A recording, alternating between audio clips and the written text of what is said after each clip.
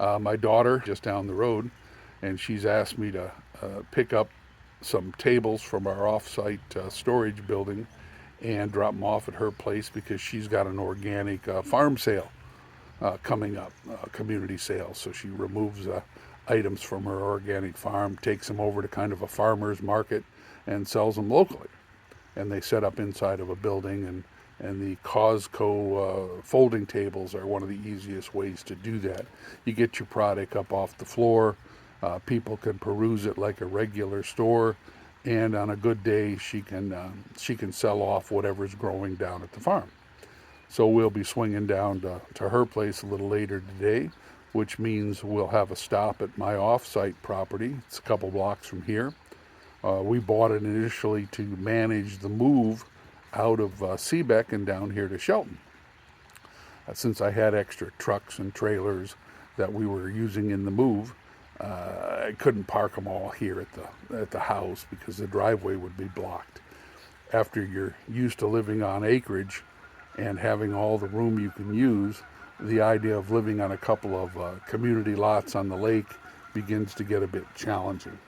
From smaller buildings for storing your eBay inventory to less driveway to park your enclosed trailers, you've got to learn to adapt and deal with that. But adapting and dealing is one of the traits that a good reseller has. Oh, you can hear the Canadian geese this morning. They're coming in, I guess, landed on the other side of the island. Well, we've arrived over at our offsite property. This one we call Agate. It's part of our community a few blocks from the house, and it's what they call an RV lot. I'll flip the camera around in a second. You can hear some road noise. As part of our move down from the acreage, as a place to store extra trailers, trucks, storage itself, there's a small pole barn with 2 rooms here on the property and an outdoor washing station where you can put in your washer and your dryer, and has a bathroom, and that way when your RV's here you've got a little bit of extra space. But the place has a number of hookups for RVs. The gentleman we bought it from used to have his 40-foot diesel pusher here on site, so there's power connections. Down here on the other section there's a small drain field septic system. There's other outlets, and the road of course is right there.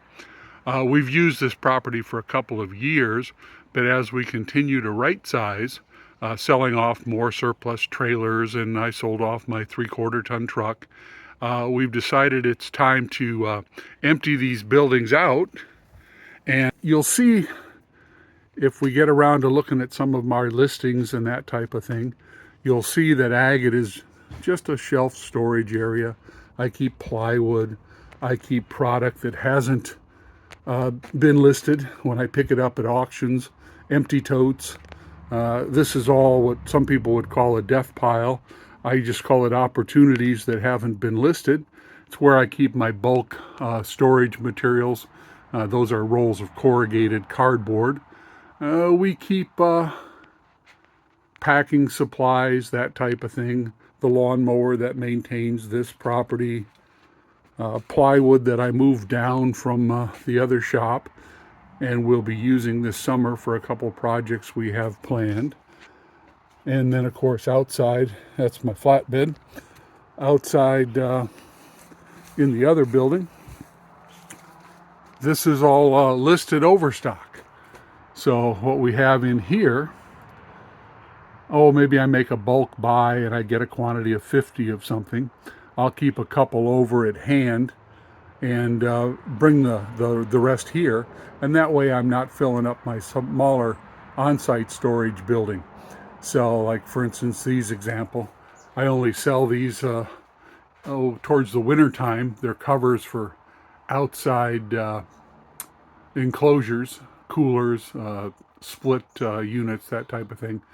And why keep them all? There's a couple of different models, so I keep them at hand here, and when I sell one I come collect it. And other items I keep here, surplus of the same thing. But the accumulative total value of everything left here, because we've been working on emptying it this year, is less than the value of the property. So we've decided, rather than paying the fees for power and water and that type of thing, that we will just clear this as part of our downsizing operation and sell it off to somebody who wants to put an RV on it. I've loaded 4 assorted tables and links. I like these tables. They're easy to carry. They fold up. They carry quite a bit of weight once they're loaded. I've always kept a number of them around, picked them up as they became available on the used market. I find it much better than bending over all the time and working off the floor. Well, this is my daughter, Brandy. You'll notice the premature gray hair. That's teenagers, her teenagers, that did that to her. But she lives just down the road and runs a little organic farm, plant stands. You'll probably hear the chickens in the background. What else are you keeping around these? Sheep, goats, ducks, chickens, and 2 leftover 4-H rabbits from teenagers. And see, there's the rooster. It's not true that they only crow in the morning. No, all day. All day long. Day. But you like to get both eggs to sell and fertilized eggs. So We do. have you ordered your chicks yet, or found your chicks for this year? I found the Tractor Supplies finally started to have some, and Good. My friend Lisa has graciously offered to raise them for me until they're coop ready. That's even better, Yeah. because it costs money to get pullets. You It's- put a lot of feed into a chick. They went up to $6 a pop this year. That's right. That's Yeah. expensive. When I was keeping a flock with your mom, when you were living out in Concrete and at school, I think we were getting chicks for $2, $1.90 if we were going for unsexed random chicks. But what breed? I'm thinking about getting some sex links this year. Okay. Trying a different breed. Okay. And now your mom and I always preferred the Aracanas, because the blue and the green eggs, and We'll probably get some of those too. and those that had brown eggs, because the only white eggs we ever had were from the ducks.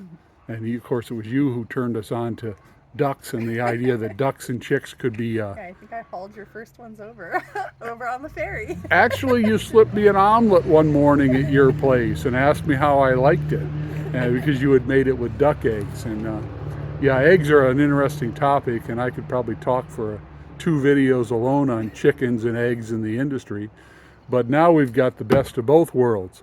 We drop things off like loaner tables, and your mom picks up eggs from your chickens. It works. So I don't have to keep a flock, and then, which would never really have room out on the lake anyway. Yeah, we've had several flocks at several properties, including when we were back in Michigan. Yeah, your HOA wouldn't be very happy. Yeah, the HOA, yeah. As HOAs go, ours isn't too bad. They haven't really interfered with us much. I think as long as you didn't have a rooster. Right, And your right. neighbors Nobody would didn't even care. notice. Yeah, nobody would notice if you only kept a few. Yeah. The bigger the flock, of course, comes up with other issues. But yeah. So when's your farm sale? Tomorrow is the first outdoor one of the season. What are you taking? Oh, plants mostly. The veggies in the garden aren't quite Ready? yet. So you're taking what? Tomato Ornamentals? plants. Oh, tomatoes, seedlings. Some ornamentals. Stuff that you. Yeah, some seedlings. Lots of different tomatoes. We have like 9 different tomato Well, what do varieties. you got over here? This is your roadside area, but your greenhouses are in the back. Yeah, so mostly tomatoes right now. Several different varieties. We just pulled the cucumbers and the zucchinis out of the greenhouse so that we can harden them off and sell them. We got artichokes. We've got some flowers, some strawberries. Well, now that you're practically an empty nester yourself, Almost. yeah, hard to imagine you turned what, 45 this year? Yeah. Yeah, I still refer to you Hard as for me to the imagine, kid. too. Yeah, as the kid. Yeah. So, in fact, this is where my tractor now resides. One of the few pieces of equipment we didn't get rid of when we left Seebeck was the Kubota, because it's just so darn useful that it now resides here, and I can come down and drive it and borrow it if I need to, right? And it is darn useful. Yeah. So, yeah, once you get your first tractor or forklift, it changes the whole reselling game, because you can start playing in the pallet game. You can get bigger, heavier objects for flipping. Yeah. Of course, now that I'm collecting my Social Security, and your mom, she really frowns when I go, look at this. And she says, where are you going to put that? And do you know how heavy that is? Yeah. So, yeah, we no longer keep forklifts and trucks, and I'm down to one flatbed and one enclosed trailer, which in fact is here somewhere, Yeah, with full of hay still. Actually, I was thinking yesterday we had to go get more alfalfa, and I was like, oh shoot, I still haven't emptied the other I one. got to empty the hay before I go get the next batch. Yeah, so well, it's like this thing. This is my first short bed. And this time we picked a short bed because we needed doors for peeps, and it's your peeps that we needed bigger back seats for, because your eldest is taller than I am now, and your youngest is taller than Grandma, and was so proud when she became taller than Grandma.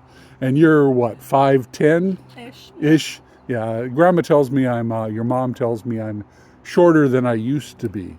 Right? That happens. So I said, oh, well, I just need to stand up straighter. Oh, Brad does that all the time. Well, yeah, but he's 6'4", so he actually stands up. Like I'm always amazed at actually how tall he is, because usually he's like near a doorway or something, and you see him. Well, at 6'4", which in modern times that isn't particularly tall with the ball players that you see, but at 6'4" in my day they were hard to come by. Your great grandfather on your mom's side was that big, but he married a woman who was only 4'10", I think she was. So who knows what height your mom and her brother and sister were going to come out at. But at 6'4", he probably spent much of his life slouching, either to blend in with his kids' peers at school, or to avoid hitting things. So yeah, his natural tendency would be to walk in a relaxed manner. So yeah, and of course now that he's 45 as well, because you and him are roughly the same age, so gravity has probably made that as permanent. So he probably wakes up in the morning, and when he stretches, he gets 2 inches taller. But then he's also got what, size 14 feet? 15 feet. So yeah, that's a whole different shopping experience when you've got that. It's a good thing the internet and mail order came along for him, because like when we lived overseas, even we'll go into your Crocs here. Even you were taller at 13 than most Japanese men when we lived in Japan. Pretty much this tall when I was 13. And we would end up taking you on a military hop over to Korea and have a cobbler make your shoes, because the young Japanese sales clerks would laugh when they saw your feet. Freakishly large. And then they'd turn around knowing they had nothing in their store that could fit you. And the other alternative, and what I had to do, is I'd have your aunt mail us something, and often it wouldn't fit. And by the time you got it overseas and then returned it and then reordered it, it was, I got into the habit, if I found something that fit me, I bought 2 pair or 3 pair and put the others on the shelf in the closet, waiting to wear out the first pair. Yeah. Or if I traveled back to the land of the big PX, Hawaii or someplace, I'd make sure I picked up my next pair of boots. Yeah, no, it's amazing with Amazon these days. I'm actually getting a new pair of Crocs today. Are you? Amazon truck's going to pull up and you're going to get new Crocs. Well, I'm still amazed here. You've got a big shadow there. But I'm still amazed that those are your work shoes. These are, well, usually, yeah. Yeah, that or in the rainy season, a pair of, my boots. What do you call your rubber boots? What brand are those? Oh, those ones are the, because I did a new brand, because I usually got the Extra Toughs, and this year I did, I can't remember the name of it, but it's a different one. I really like them, though. I really like the new brand. I think I'll stick with those. Well, I guess we should unload your tables, and I want to thank you for being my first true interview.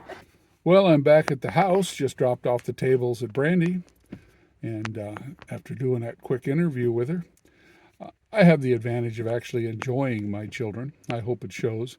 They're not children anymore. Brandy's 45. Her sister's even a bit older. But now I've got to decide what I'm going to do this afternoon.